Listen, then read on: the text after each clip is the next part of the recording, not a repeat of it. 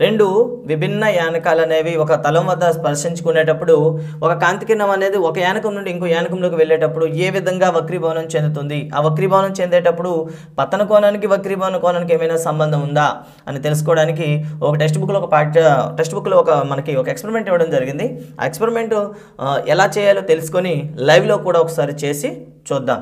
So ఈ ఎక్స్పెరిమెంట్కి కావాల్సిన పరికరాలు నెంబర్ 1 మనకి అర్ధవృత్తాకారంలో ఉండేటటువంటి ఒక గాజు దిమ్మ, అర్ధవృత్తాకారంలో ఉండేటటువంటి ఒక గాజు దిమ్మ అవసరం. అదేవిధంగా మొత్తం ప్రయోగం చేయడానికి మనకి ఒక తెల్లని కాగితం, ఈ తెల్లని కాగితం పైన మనం కోణాలు అనేవి కింద చూపిస్తున్నాం కదా, ఈ విధంగా మీరు క్రమాంకం చేసుకోవాలి. సో తెల్లని కాగితం, అదేవిధంగా ఒక లేజర్ లైట్ మనకి అవసరం ఉంటుంది. సో ది ఎక్స్పెరిమెంట్ మొత్తాన్ని ఏ విధంగా చేస్తాం, ముందుగా పేపర్ని తీసుకొని పేపర్ పైన ఒక వృత్తాకారంలో ఒక వృత్తాన్ని నిర్మించి దాన్ని ఏం చేస్తామంటే 2 లంబాక్షాలను మనం గీస్తాం అనమాట. అంటే 2 యానకాలు వేరు చేసే తలం గాను మనం ఎంఎం గాను, అదేవిధంగా మొత్తాన్ని అంటే 2 తలాలను వేరు చేసే తలానికి లంబ పాదాలు గాను ఎన్ఎన్ గాను మనం గుర్తించాలి. ఎప్పుడైనా సరే పతన కోణమైన వక్రీభవన కోణమైనా మనం నార్మల్ నుండి మెజర్ చేస్తాం కాబట్టి నార్మల్ నుండి మనం ఏం చేస్తామంటే క్రమాంకనం మనం చేసుకోవాల్సి ఉంటుందన్నమాట. ఇక్కడ నుండి 10, 20, 30 ఇలా మెజర్ చేస్తాం. అదేవిధంగా నార్మల్కి ఇటువైపు నుండి కూడా మనం ఏం చేస్తాం, మెజర్ చేస్తాం అనమాట.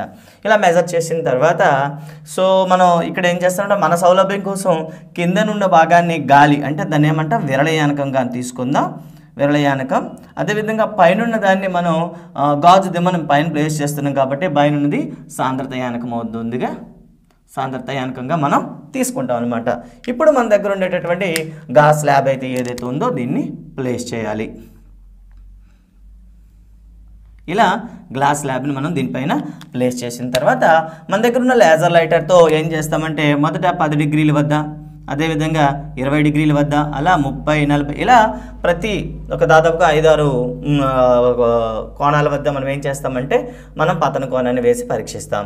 పతన కోణాన్ని వేసి పరీక్షించిన తర్వాత ఆ వచ్చేటటువంటి వక్రీభవన కోణాలు అనేవి రెండో వైపు ఆ లేజర్ లైటర్ని మనం అబ్జర్వ్ చేస్తాం కాబట్టి లేజర్ లైటర్ సహాయంతో ఆ కోణాన్ని కూడా గుర్తించాలి.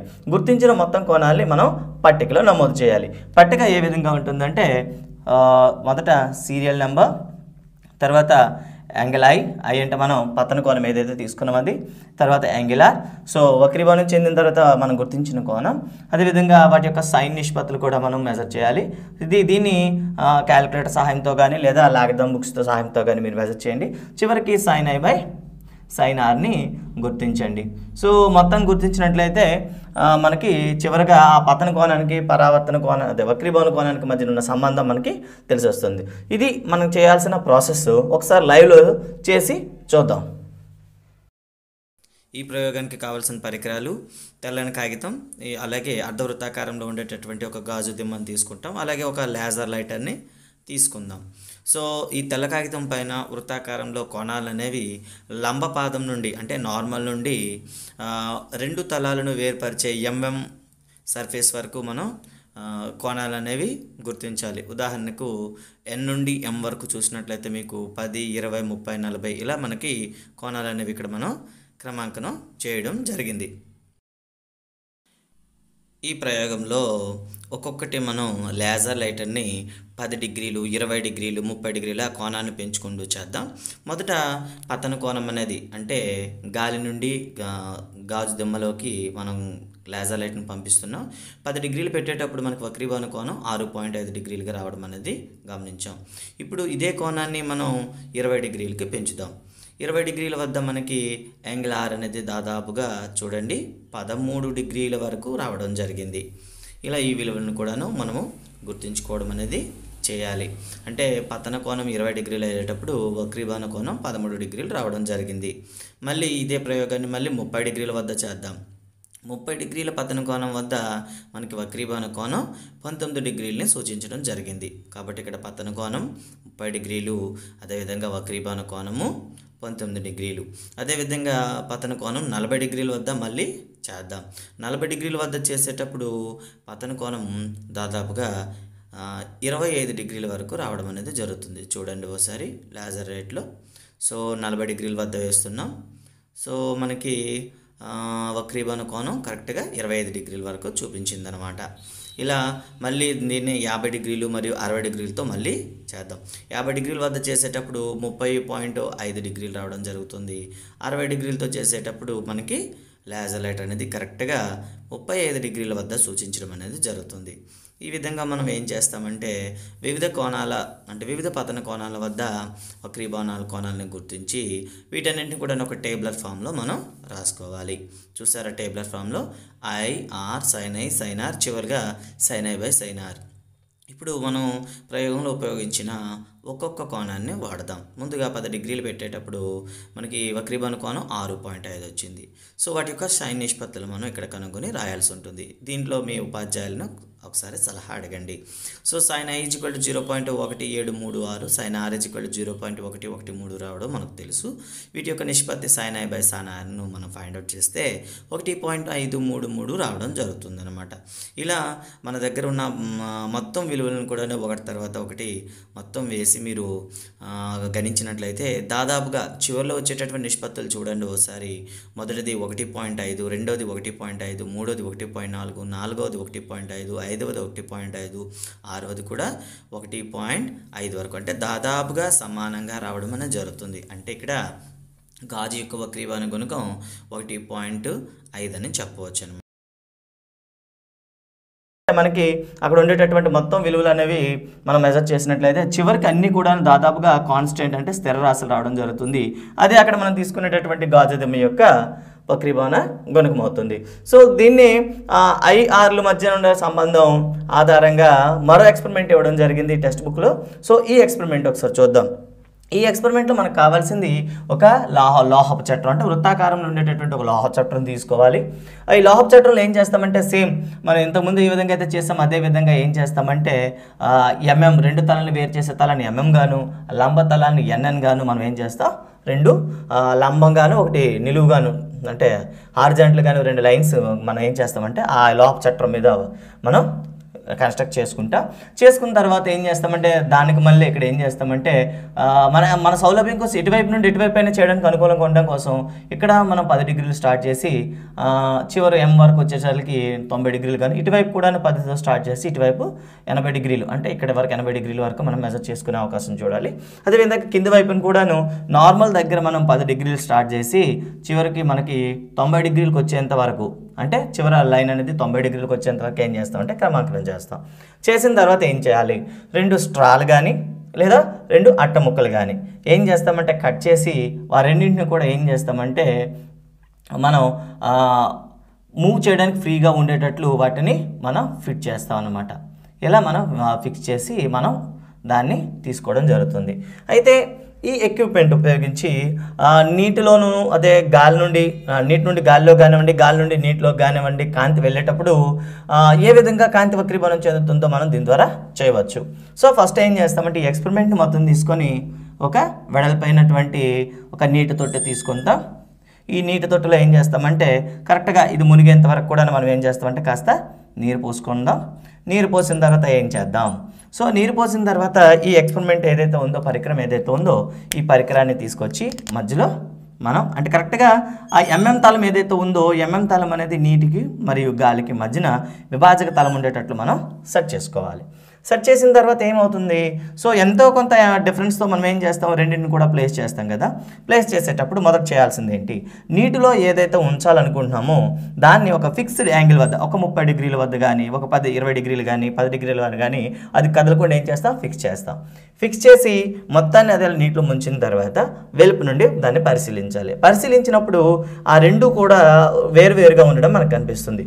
సో రెండోది ఏదైతే గాలిలో ఏదైతే ఉందో ఆ స్ట్రా కానివ్వండి, స్ట్రా లేదా అట్ట అయితే అట్టని ఏం చేస్తామంటే కాస్త పైకి కిందకి సరిచేసి రెండు కూడా ఒక స్ట్రైట్ లైన్ వచ్చేలా, అంటే బయట నుండి చూసేటప్పుడు ఒక స్ట్రైట్ లైన్ వచ్చేలా దాన్ని అడ్జస్ట్ చేసి దాన్ని గట్టిగా పట్టుకొని బయటికి తీస్తాం. బయటికి తీసేటప్పుడు మీరు పరిశీలించినట్లయితే ఇక్కడ ఉండేదాన్ని మనం ఏమంటాం, నీటిలో ఉండేదాన్ని యాంగిల్ ఐగా తీసుకుందాం. బయట మనకు చూపించే కోణం ఏదైతే ఉందో ఇది యాంగిల్ R గాను మనం మెజర్ చేస్తాం. అంటే సాంద్రత యానకం నుండి వెర్లి యానకంలోకి కాంతి వచ్చేటప్పుడు కాంతి వక్రీభవనం చెందిందని మనం చెప్పవచ్చు. సో ఎక్స్పెరిమెంట్ ఒకసారి లైవ్లో చేస్తే ఎలా ఉంటుందో ఒకసారి చూడండి. మనకు కావాల్సిన పరికరం తయారైంది కదండి. సో లోహ పలక పైన ఉండేటటువంటి 2 స్ట్రాలను కలిగినటువంటి పరికరాన్ని ఇప్పుడు మనం నెమ్మదిగా నీటిలో పెడదాం.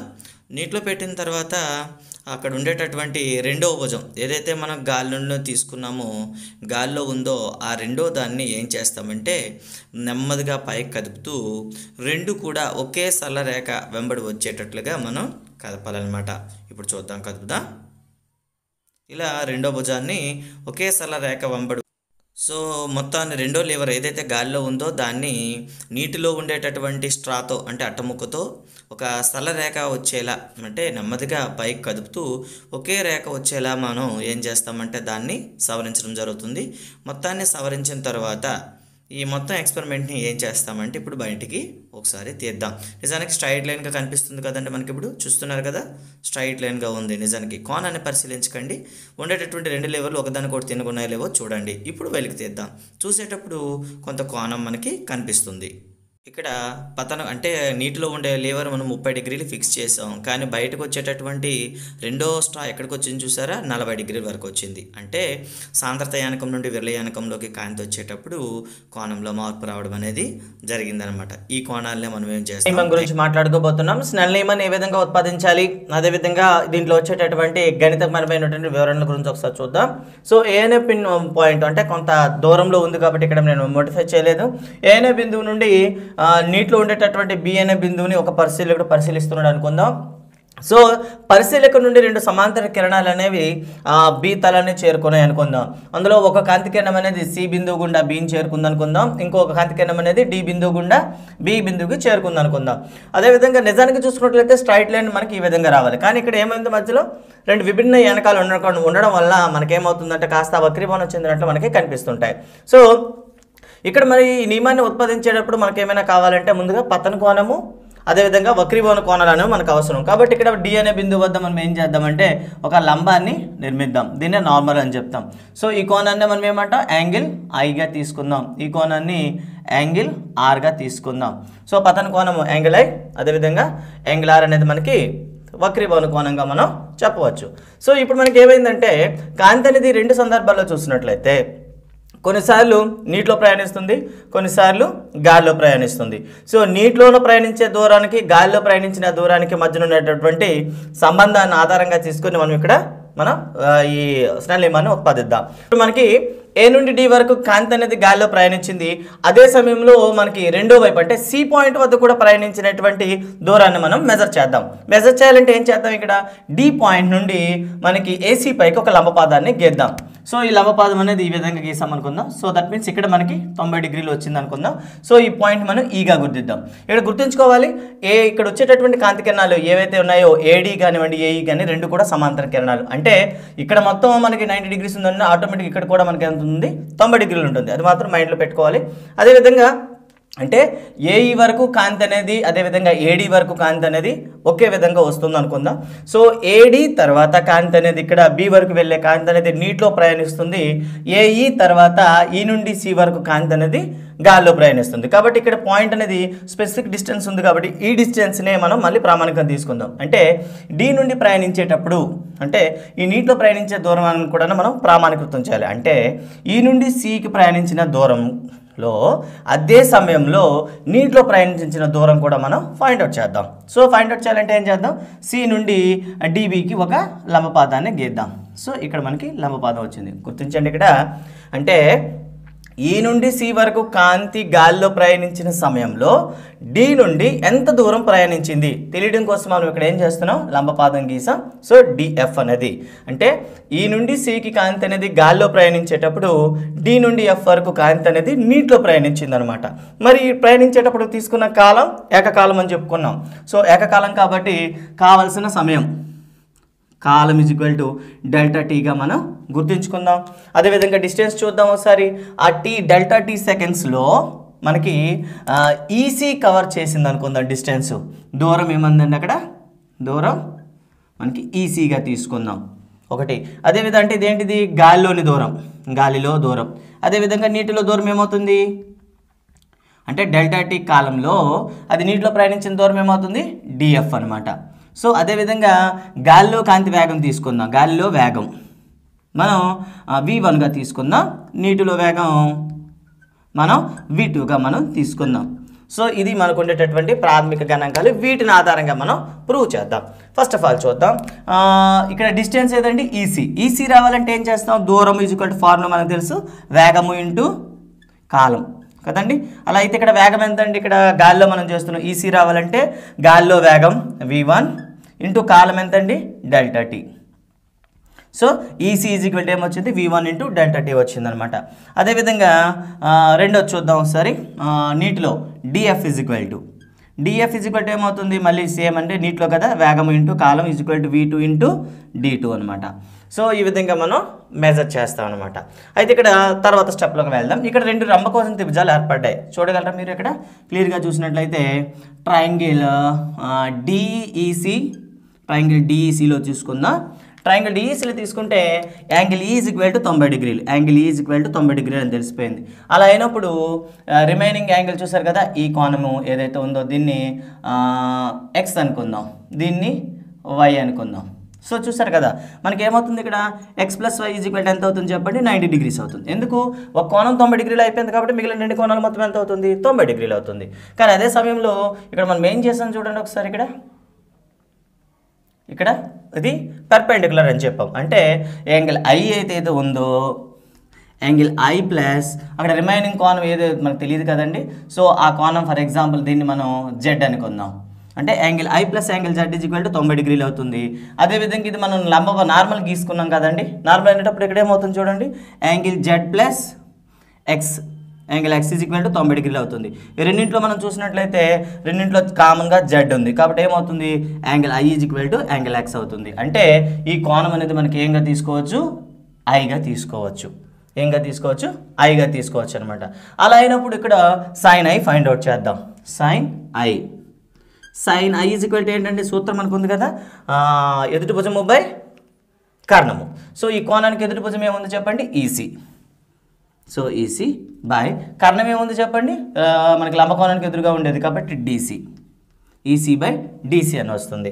సో ఈసీ మనకు ఆల్రెడీ వచ్చింది, ఎంత అంటే వచ్చింది మనకి ఈజీగా చూడండి, sine I is equal to, so చివరిలో వేద్దాం, so v1 into delta T అనమాట. సో దీన్ని మైండ్లో పెట్టండి. ఇక రెండో కిందనికి వద్దాం ఒకసారి, ఇక్కడ రెండో త్రిభుజం కనిపిస్తుంది మనకు చూడండి ఒకసారి, ట్రయాంగిల్ డిఎఫ్సి చూడండి ఒకసారి, ట్రయాంగిల్ డిఎఫ్సిలో చూసినట్లయితే మనకి ఒక ట్రయాంగిల్ కనిపిస్తుంది, angle F is equal to మనకి 90 degrees, angle F is equal to 90 degrees అని తెలుస్తుంది.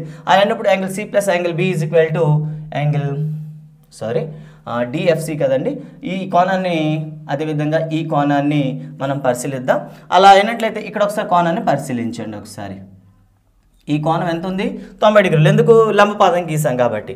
అంటే ఫర్ ఎగ్జాంపుల్ దీన్ని యాంగిల్ పీగా తీసుకుందాం, స్మాల్ పీగా తీసుకుందాం.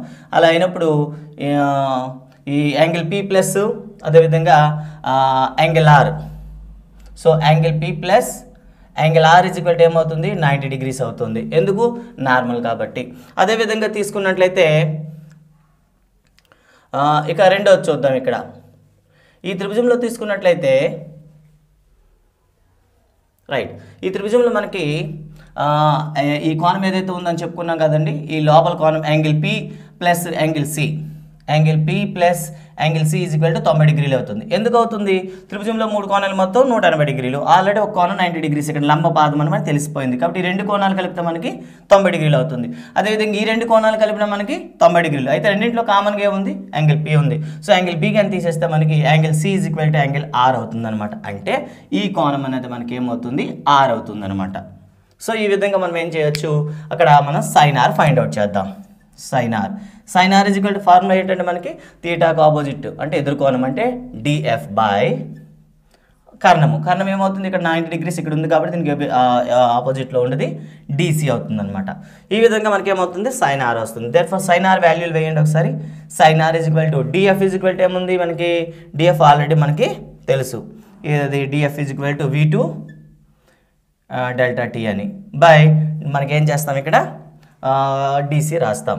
సో ఇప్పుడు మనం ఏం చేద్దామంటే sine I by sine R వేద్దాం ఒకసారి. Sine I by sine R వేసినట్లయితే సైన్ ఐ మనకి ఏమొచ్చింది, ఈసీ బై డీసీ, అదే v1 dt బై డీసీ మనకు వస్తుంది. సో రెండింటిని మనం వాల్యూస్ వేద్దాం. v1/dt by dc whole by v2dt by dc. So ఇక్కడ రెండింటిలో కూడా మనకి dc కామన్గా ఉంది కాబట్టి రెండు డినామినేటర్లను కట్ చేస్తాం, హారాలు కట్ చేస్తాం, అదేవిధంగా డెల్టా టీలు కూడా కట్ చేస్తాం. మనకి ఏమొచ్చింది v1/v2 అంటే sin i by sin r is equal to మనకేమొచ్చింది v1/v2 రావడం జరిగిందనమాట. ఇది మనకి తెలియాల. సో ఇక్కడ మనకి అంతకుముందు ఇంకో విషయం కూడా మనకు తెలిసి ఉండాలి. సో మనకి n = ఫార్ములా ఏంటంటే డైరెక్ట్ చెప్తాం. ఒక యానకంలో కాంతి వేగానికి శూన్యంలో ఉండే కాంతి వేగానికి మధ్యన ఉన్న నిష్పత్తినే మనం వక్రీభవన గుణకం అన్నాం. అంటే దాని అర్థం ఏంటి?